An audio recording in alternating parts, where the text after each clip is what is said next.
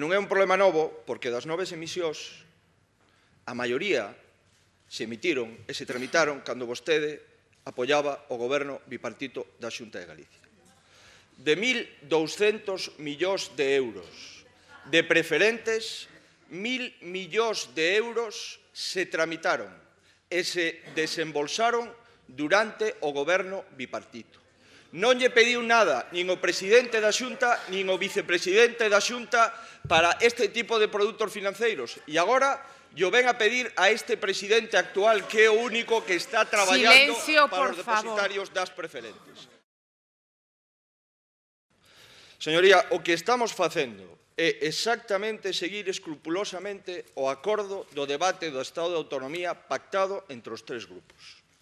É dicir, primeiro, instar as entidades financeiras a promover as solucións ante aqueles clientes que tiveron vicio no consentimento no momento de suscribir esa póliza ou ese produto financeiro. En segundo lugar, instar ao Banco de España e a Comisión Nacional do Mercado de Valores que deron o visto bo fai anos a este tipo de produtos financeiros. E, en terceiro lugar, apoiar de forma clara, de forma rotunda, con todos os medios da Administración Autonómica os afectados. Mire, señoría, nós vamos a traballar en dous eixos. Primeiro, sorpréndase, seguir pagando todas as facturas.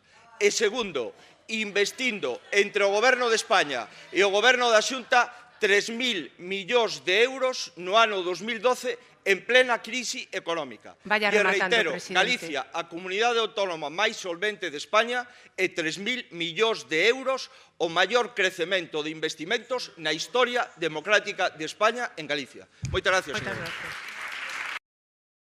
Comprendo que vostede non discerne en política económica. Si España tuvera o 1,6% de déficit público que ten Galicia, hoxe non estaríamos ao borde do abismo.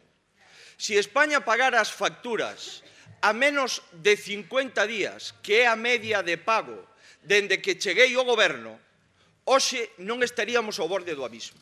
Si España e as comunidades autónomas pagaran as facturas do ano 2012 a unha media por debaixo dos 40 días, hoxe non estaríamos ao borde do abismo.